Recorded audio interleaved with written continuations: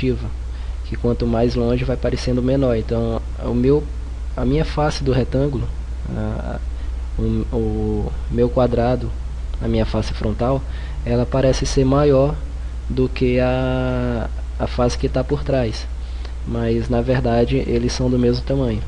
Inclusive o cubo que eu adicionar por trás do meu primeiro, ele vai estar parecendo menor do que o cubo que está na frente. Essa é uma visão em perspectiva. Voltando para o cinema 4D, como eu expliquei sobre a visão em paralelo e perspectiva, aqui eu tenho uma visão em perspectiva, em câmeras, perspectiva. Então, à medida que o meu cubo, que eu me distancio, que eu tenho uma visão de um objeto e eu posiciono um objeto do mesmo tamanho em uma visão em uma profundidade diferente, ele vai me parecer menor que o primeiro. É o efeito de uma visão humana normal. Se eu vier em câmeras e mudar para paralelo, eu vou ter uma visão toda em paralela, onde todas as arestas que tiverem na horizontal, elas vão permanecer na horizontal, e as que tiver no eixo X e Y vão permanecer no mesmo eixo, não vai ter distorção. Inclusive, como eu falei na explicação anterior, mesmo que eu tiver uma profundidade, independente da distância, eles vão ser mostrados na minha cena com o mesmo tamanho. E aqui no cinema 4D eu tenho vários outros tipos de visão. Visão da esquerda, visão da direita, visão frontal, visão por trás do objeto, back, câmera, visão top, uma visão que eu tenho de cima, visão superior, e bottom, que é a visão por baixo. Tem vários outros tipos de visão, de vistas que eu posso estar utilizando, só que algumas vistas não te possibilitam movimentação, apenas um. Eu não me possibilita rotacionar ou fazer qualquer outra alteração. Então a mais usual é perspectiva paralela e as outras visões no caso de uma modelagem. Eu vou deixar aqui como visão em perspectiva. O próximo item do menu é o display. Ele me mostra, ele diz respeito ao que a forma que está sendo exibido o meu objeto. Então, por padrão, vem aqui a primeira opção de shading, onde eu tenho luz e sombra gerado pelo próprio cinema 4D. Então eu não preciso adicionar uma luz.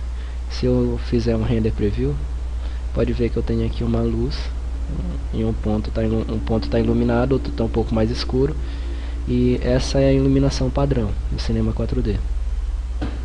Se eu vier aqui em display, escolher a opção shader line, eu vou ter aqui a minha mesma visão de luz e sombra, só que está sendo exibido para mim as minhas arestas. Se eu vier aqui em uma esfera, eu tenho o mesmo efeito de luz e sombra, e também é exibido para mim as arestas que formam essa esfera. Em display, e a próxima opção Quick Shading, eu vou ter a mesma visão, a visão natural do cinema 4D, e a opção Constant Shading, eu não vou ter sombra. Ele vai me mostrar todos os objetos sem efeito de luz, sem nenhum efeito de iluminação.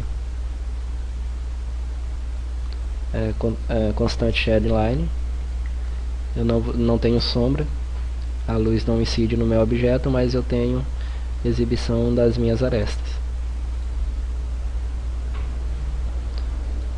Headline, eu tenho todas as minhas arestas à mostra, mas eu não tenho nenhuma cor no objeto. Porém, eles não são transparentes. Se eu posicionar a esfera na frente do meu cubo, ele não vai me permitir a visualização através da esfera.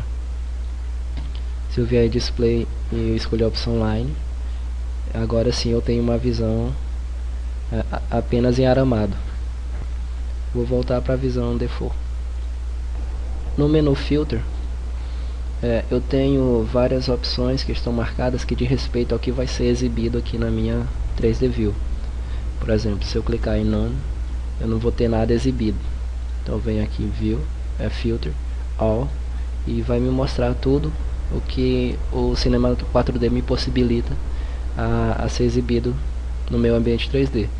Por exemplo, se eu vier em Filter e desmarcar a opção Grid, ele vai me tirar a minha grade de marcação. Então ele foi desmarcado. Se eu clicar novamente em Filter Grid, ele vai me trazer novamente a minha grade, que serve para eu me situar aí no meu ambiente 3D.